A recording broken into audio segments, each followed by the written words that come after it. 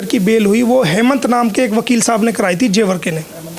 हेमंत परासर बहुत ही अच्छा और काबिल और सिंसियर वकील है, और उसने बेल कराई थी 4/7/2023 को, और आज तक भी उसका जो केस में वकालतनामा हेमंत भाई का है, AP सिंह जी का कोई वकालतनामा आज तक उसमें कोई, जो मुझे पता है मेरे नॉलेज के मुताबिक जो मैंने फाइल देखी है उसके में कोई वकालतनामा उसका मौजूद नहीं है। और वो मीडिया में बहुत ज़्यादा ये कहते रहे कि जी मैं वकील हूँ, मैं वकील हूँ, मैं वकील हूँ। आप वकील कैसे हो? मलिक साहब, एक बहुत तरह के प्रश्न आते हैं क्योंकि ये सोशल मीडिया का भी ज़माना है, लोग कमेंट करने में बाज नहीं आते, तो इस तरह के भी लोगों की ओपिनियंस आती है कि आखिर 3 सालों बाद गुलाम हैदर को अपने बच्चों की याद आई, उसे अब 1 साल के बाद अपने बच्चों की कस्टडी लेने के लिए आपको अपॉइंट किया है। इस चीज़ को आप कैसे कहेंगे?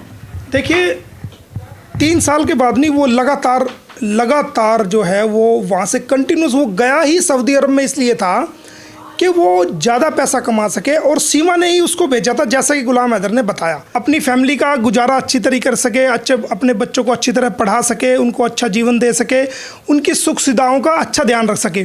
और वहाँ से कंटिन्यूस वो जो है ना वो उसको सीमा हैदर को पैसे भेज रहा था। अब आप देखिए कि एक महिला वहाँ से पैसे भी ले रही है, और वो जो 18 लाख रुपए का 2 साल पहले गुलाम हैदर ने उसको मकान भी लेके दिया था, उस मकान को आनन फानन में वो 12 लाख रुपए का बेच के और यहाँ आई है। देखिए ना आप, कितना इनजस्टिस है।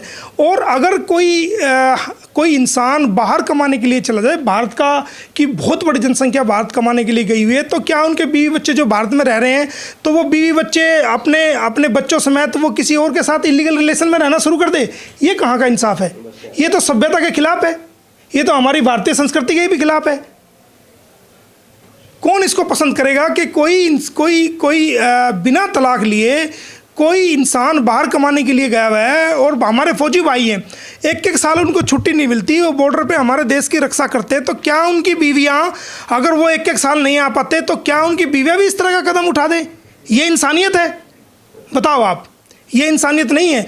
भारत की तमाम महिलाएं जो समझती हैं वो इसका पुरजोर विरोध कर रही हैं। जो हमारी बहनें हैं, महिलाएं हैं, भारतीय हैं, वो अपना आप को कहती है कि जी मैं सनातनी बन गई हूँ। तो आप बताइए, सनातन महिला तो सावित्री है, इसको क्या पता सनातनी का? ये तो चोला ओढ़ रही है, ये राम नाम का चोला ओढ़ रही है, ये कृष्ण नाम का चोला ओढ़ रही है, ये अपने आप को प्रोटेक्ट करना चाह रही है, क्योंकि इसको पता है कि तू पाकिस्तान जाएगी और पाकिस्तान के खिलाफ ये बहुत बड़ी जो है ना नारेबाजी कर चुकी। वहाँ की आवाम हो सकता है इसके खिलाफ वो गुस्सा निकाल दे या कुछ कर दे, तो इसको पता है वहाँ की सरकार इसको जेल में डाल दे, इसके अंदर ये भय है, ये डर है, इसलिए ये किसी कीमत पे नहीं चाहती कि ये वापस जाए। तो ये हर वो दाव अपनाएगी। अभी तो पता नहीं क्या क्या, 1 साल से पहले इसने क्यों नहीं गांव रक्षा के बारे में बोला? 1 साल से पहले क्यों नहीं इन्होंने मोदी जी का फ़ोटो उठाया, योगी जी का फ़ोटो उठाया? वो लीगल नोटिस जाने के बाद ही क्यों उठाया? मोदी जी हमारे भी तो हैं, हम भी तो उनका परिवार हैं। योगी जी हमारे भी तो हैं, हमने भी वोट दिए है, हमारे भी वो नेता है, इससे ज़्यादा तो हमारे नेता हैं। ये हिंदुस्तान हमारा है, हम भारतीयों का है, हम पाकिस्तानियों का देश कोई है ये?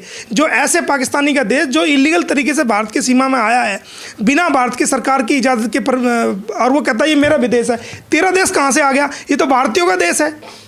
आप वीज़ा लेके आते और भारत सरकार में अपना आवेदन देते कि जी मैं यहाँ रहना चाहती हूँ, मुझे यहाँ बसना है, मेरी ये मजबूरी है, तो बात चलती। आप इलीगल तरीके से, कल को तो पाकिस्तान के सारे मुसलमान इलीगल तरीके से, सारी मुस्लिम महिलाएं इलीगल तरीके से आएंगी। अगर भारत सरकार इसको शेल्टर देती है, अगर भारत सरकार इसको डिपोर्ट नहीं करती, इसको सज़ा नहीं देती, तो ये मिसाल बन जाएगी और कानून की नज़रों में इसका ग्राउंड बन जाएगा। तो जो और पाकिस्तान की महिलाएं हैं जो भारत में आना चाहती है, जो शादी करना चाहती है, जिनके रिलेशंस यहाँ हैं, वो सब इलीगल तरीके से आने शुरू हो जाएंगी। वो सब कहेंगी जनाब सीमा को दे दिया तो हमें भी दो। तो ये गलत परंपरा को रोकने के लिए भारत सरकार इस पर जल्दी अंकुश लगाएगी।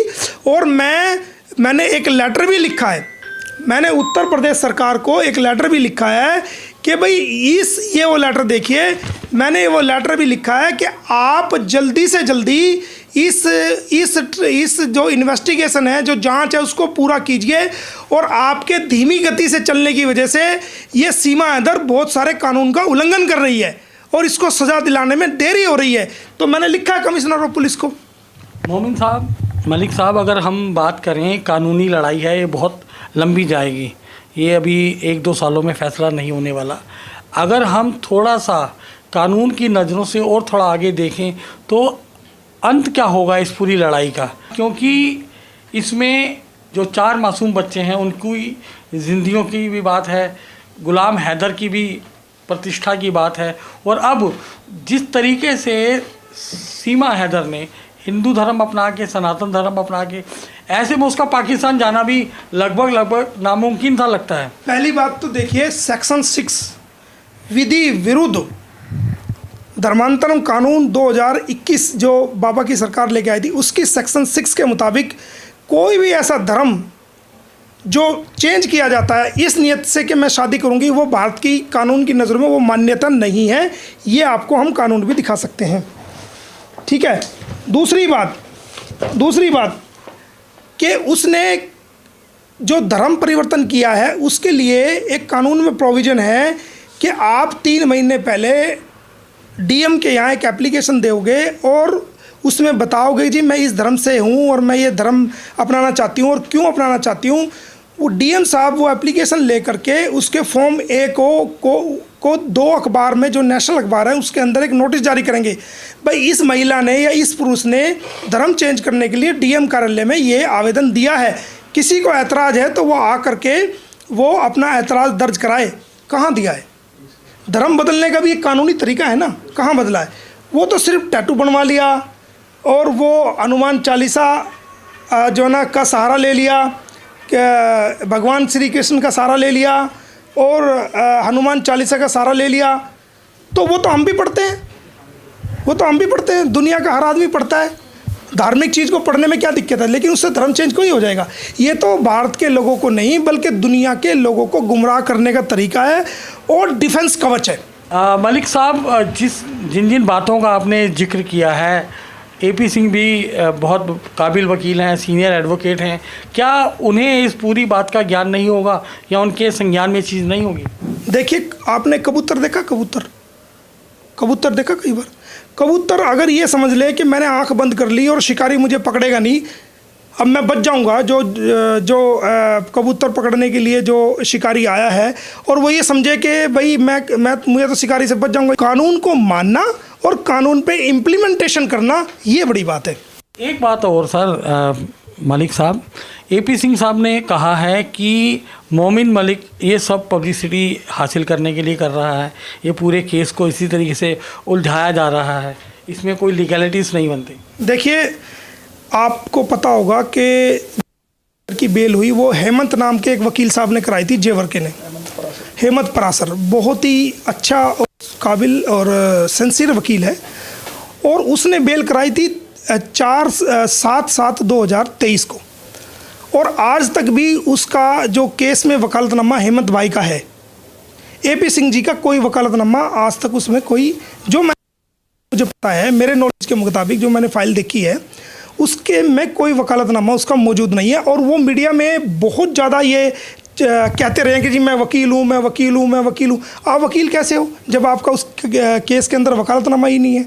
और दूसरी बात, एपी सिंह जी को लोग जानने लगे हैं निर्भया के डिफेंस के, जब डिफेंस किया है तो उसने डिफेंस करने की कोशिश की, लेकिन वो डिफेंस पूरा नहीं हो पाया और उनको फांसी हुई।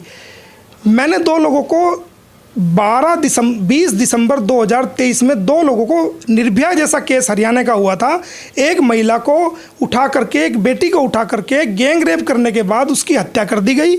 उसके भाई की भी बाद में, जो वो गवाह था 1 नंबर पर, 1 या 2 नंबर पे गवाह था, उसको भी मार दिया गया।